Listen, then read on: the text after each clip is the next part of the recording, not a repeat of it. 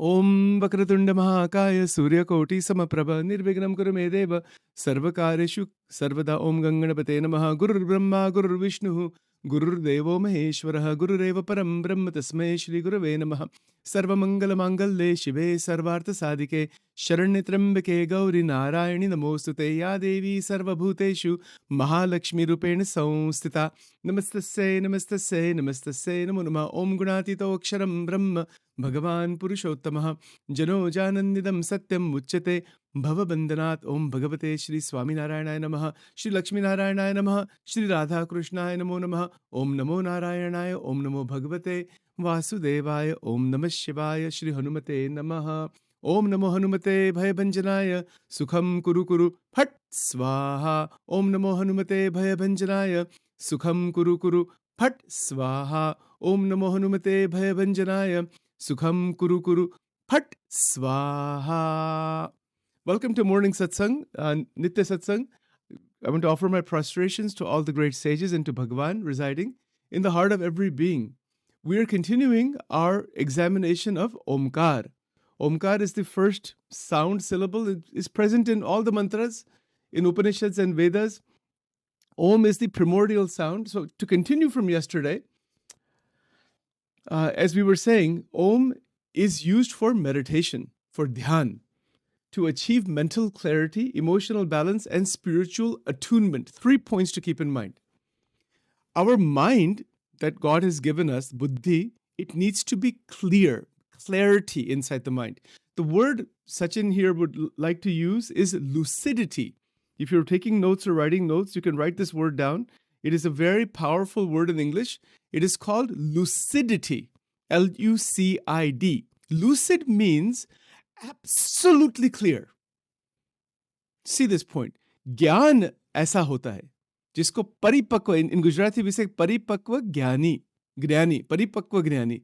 Paripakva means fully ripened jnani, like a ripened mango.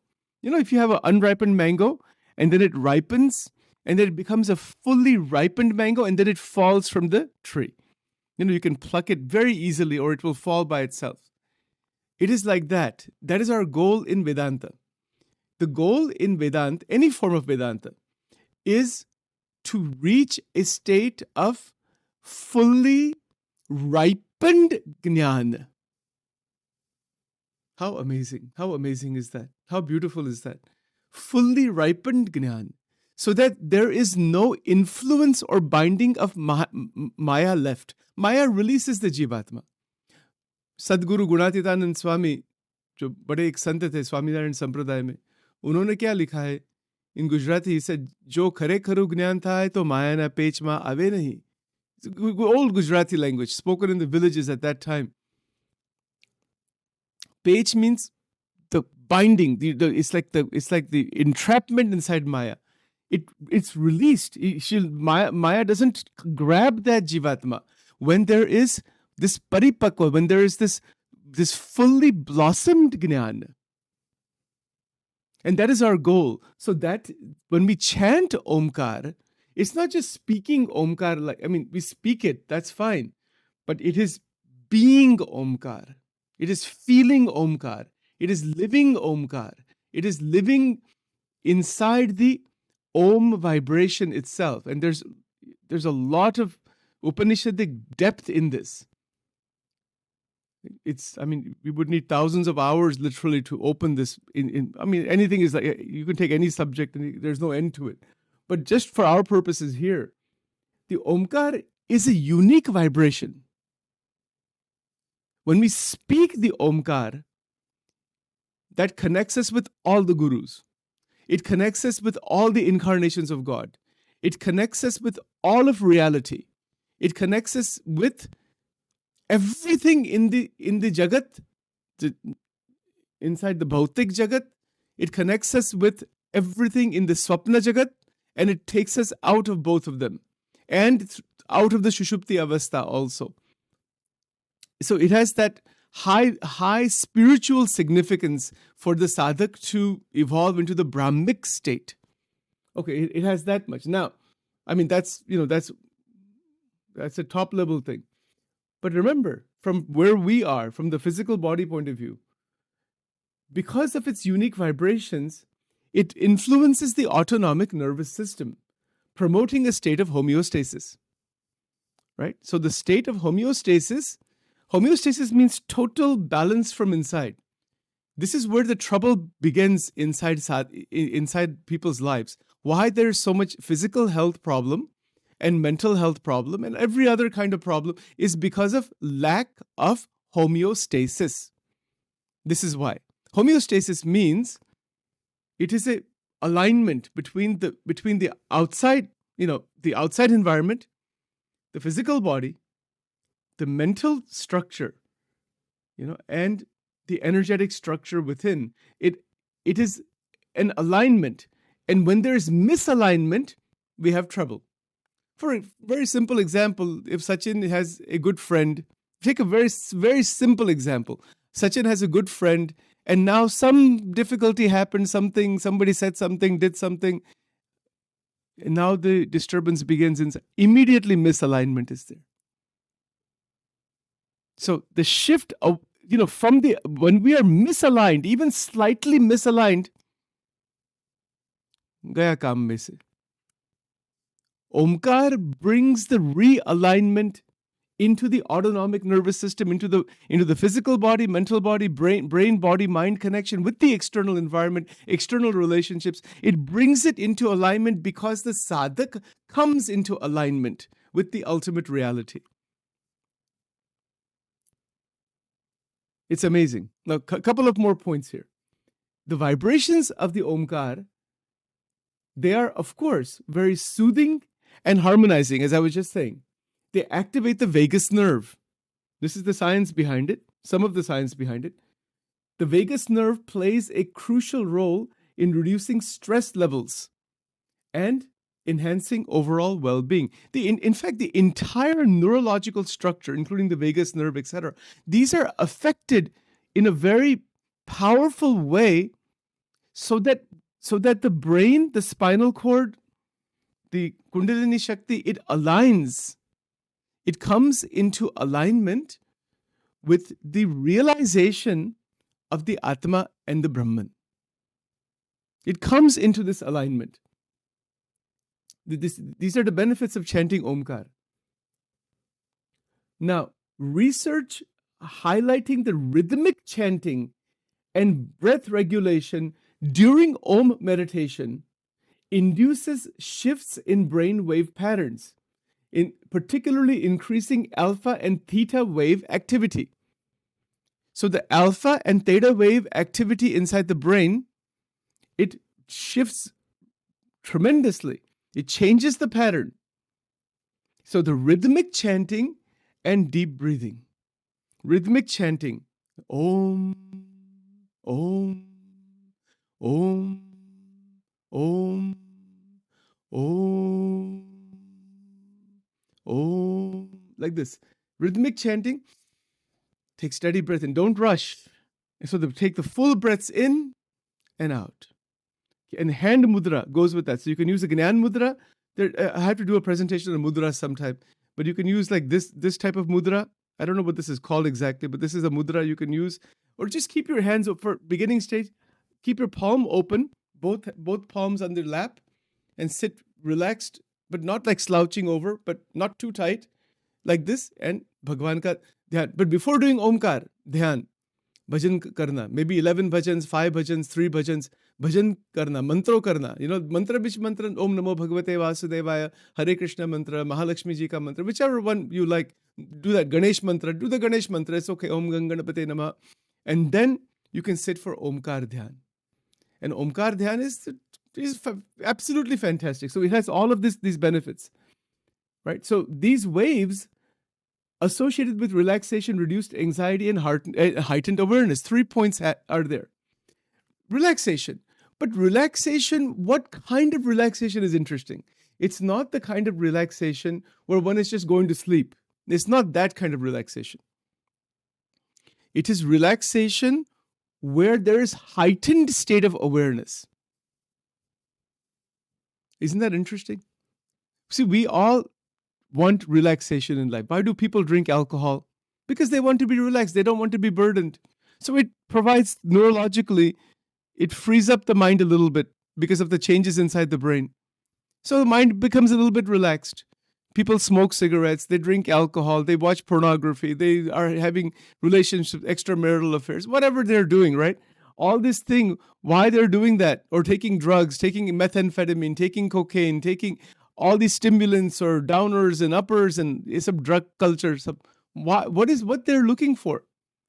They're looking for God, but they cannot find God that way. You'll find only damage. That's the only thing that'll happen, right? So relaxation through Omkar is the true Shanti. This other stuff with all these drugs and hyperstimulation with the alcohol and everything else, that is not real Shanti. That is damage to the life and to the brain and to the body. That is not a way to go into the Shanti. Not at all, right? So I think that should be very clear. So this is why the Upanishad is saying Shreyas and Preyas. There's two paths here. Shreyas meaning a path through Omkar, that is, and through all the different mantras that we're going to get into this year, remainder of this year, next year, and years beyond, and then eventually go back into Vivek Chudamani again. That the path is Shreyas. Shreyas means that which is for our development towards Paramatma. And Preyas means that which is just pleasing to the senses. Yes, somebody drinks or smokes or does one of these things, some immediate instantaneous effect. Somebody shoots the heroin inside their artery, inside their arm. What happens? They get some immediate effect. Somebody wins $5,000 at a slot machine. The brain produces a high. Or wins some lottery money or something. It's some karna nahi. Don't do all those things because that creates a lot of terrible negative karma. Person may never get out of it. Anyway, that's a whole different subject. But the point is that the Omkar is going to realign, and it has healing power. Our Sanatan Dharma is a medicine, actually. And we don't realize all. We think some abstract God we're worshipping. It's not like that at all. Aisa hai hi nahi. It is a medicine for the body, for the mind, for the inner pharmacy to open up. That's what it's for. You see, so Omkar, it is going to fix the damage in this. If there is damage, it will fix it. If the children start chanting Omkar, their lives are fantastic. Sachin's only prarthana and prayer to all, whatever age you are at, जीवन पवित्र बनाओ, थोड़ा भजन कीर्तन करो, tilak करो, whichever tilak you like, you do the tilak if you can, and do the Omkar. Omkar का ध्यान थोड़ा करना. And do it consistently. That's where the power comes. Even if you chant Omkar 11 times at 6 a.m. every day or 5 a.m. every day, preferably right at sunrise or just before sunrise. See, that is why we do Gayatri Mantra during the sun. Sun has risen. We do Om Bhur-Bhuvah-Swaha, Om Tat-Savitur-Varenyam, Bhargo Devasya Dhimahi Dhiyo Yo Nah Prachodayat. Om. Why Gayatri Mantra is done? Because that aligns us with God. That is an alignment. That is the power of Shri Gayatri Mantra. But even if we don't do that, do Omkar, Diya Karna, and the consistency of sadhana with bhakti bhav, with respect to all the sages. Bhagwan ke jo sant hai, jitne sant ho gaye in the Sanatan Dharma throughout the world. It's not just Sanatan Dharma like Hinduism or something. Whole world. Saintliness is for everybody. Saintliness is not about koi sampradayik baat nahi hai isme. Sadhuta, jisko santatva kehte hai. There's nothing beyond that. Even God himself comes in front of the great sages and says, I am your servant. Bhagwan sant ki seva mein aa jata hai. Itna power hai real sant ke paas. Or wo to sant is only continuously worshipping and continuously only, it is like this incense stick that they are giving the fragrance to all, but they tolerate everything. The madness of this sansar they have to tolerate, but they have to give the fragrance. इसको संत की स्थिति कहते हैं. इससे बड़ी कोई स्थिति है ही नहीं. You can get siddhis in this world, material siddhis and spiritual siddhis also. They don't have any meaning compared to this संत की स्थिति. इससे बड़ी कोई स्थिति है ही नहीं. Sant te swayam hari. Or to reach all that thing, these sadhanas that are shown, this omkar dhyan that is shown, it takes us takes us into that saintly state. People say, hum kaise sant ban sakte? Kyun nahi? Why not? That is the biggest thing. That is the highest realization. और जब पूर्ण साधुता आ जाती है, पूर्ण संतत्व आ जाता है, तब जीवन में क्या होता है? जीवन में भगवान की असीम कृपा हो जाती है. भगवान वश हो जाते हैं. भगवान उस संत के साथ ऐसी स्थिति में जिसमें हो, there is no barrier left between the God and the devotee. भक्त और भगवान के बीच में जो माया का जो बैरियर है वो नहीं रहता. In fact Maya becomes only a support. That okay, Maya changes the whole function. Maya is not the problem, by the way. Maya is not the issue. So when we chant the Omkar, the function of Maya changes. And she supports the Jivatma. She changes the situation around so the Jivatma can reach the Akshardham, can reach the Akshara Brahma, can reach that Param Tattva, can reach that Divya Dham, जो भगवान के सब धाम है, वहाँ हम जा सकते हैं. ऐसी सब बहुत अद्भुत बात है. Now just one or two more points before we close here. And that is, I actually want to stop and just a little early here. Give me just a moment here. There was something else I wanted to mention. Yes. Okay. The practice of Om fosters a sense of unity with the cosmos. See, reinforcing its symbolic role as a bridge between the finite and the infinite. But it's not just symbolic. See, there's a unity with the cosmos. The cosmos meaning everything that we see, the millions of galaxies and all, and the world around us. We have unitive consciousness with that. Unitive consciousness that Ishavasyam idam sarvam ja dekhu taha Paramatma ka hi vas. ऐसी स्थिति हो जाती है. That is called unitive consciousness.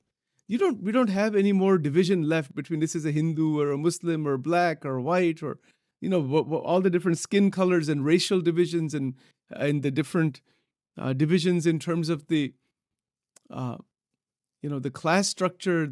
So many divisions are there. We can see beyond them.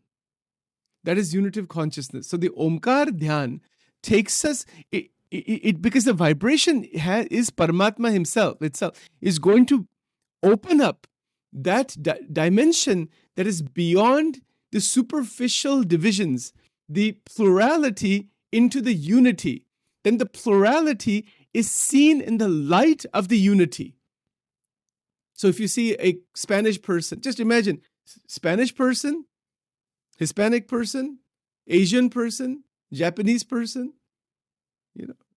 somebody from North India, somebody from South India, somebody from Antarctica, somebody from or from Alaska, all different races are in front of us. That is a diversity. But what is the unity? That unity is existence itself. That is the Sat, Chit, Ananda. And that unitive consciousness begins to open up inside the heart of the Bhakta by the Omkar Dhyan. And when in that unitive consciousness there is प्रेम. इसमें पूर्ण प्रेम आ जाता है. किसी के साथ राग, द्वेष, अहम, ममत्व, मेरा, तेरा, ये सब problems that are going on inside the world today, at all levels, they stop. And if they stop even for one person, that person becomes a light, a divine light, Divya Prakash. And whoever that person touches, and like we are on this journey towards that. So we want to expand ourselves by the grace of all the gurus, and we want to also encourage others to walk this path. However comes in contact is also going to be impacted by that divine light. Jyot se jyot jagao satguru mere antar timira mitao. Barabar, it's a beautiful arti. You can put it on YouTube. We'll put it on sometime in our morning satsang. Jyot se jyot jagao satguru mere antar timira mitao. Antar timira means that the darkness of the causal body that dissipates, it goes away. And prapti kya hai isme? Ke akhand anand. Akhand. Akhand means unbroken ananda. So the Omkar Dhyan, it is a bridge between the finite and the infinite. But just one more point here, that this philosophical perspective is rooted in Vedantic traditions where the Omkar is revered as the cosmic sound that encapsulates all of creation. The Omkar is present everywhere, in everything, all languages, all sounds, all the reality itself, all subatomic particles in the theoretical physics that they have found. It is only filled with Omkar, right? So from every possible angle, and just one more point, and that is that when chanting the Omkar allows the individual to transcend ego-bound identities. This is the whole point, the ego-bound identity. We're trapped inside that limited identity. I'm Sachin, I'm this, I'm this, I'm this. This has happened to me. This is my caste. This is my thinking. This is all ego-bound identity. इसीलिए in the Swaminarayan Sampradaya, in one of the branches is called BAPS, BAPS. इसमें जो current गुरु जी है, पूज्य महंत स्वामी जी, उन्होंने क्या सिखाया है? अक्षरम हम पुरुषोत्तम दासोस्मि. This is the essence of all the scriptures. आप कौन है? आप अक्षर है, दिव्य है. Not male, not female, not rich, not poor, not Hindu, not Muslim, not this. You are Brahman. This is the whole essence of the Upanishad. That is who you are. So ego-bound identity shatters, completely shatters.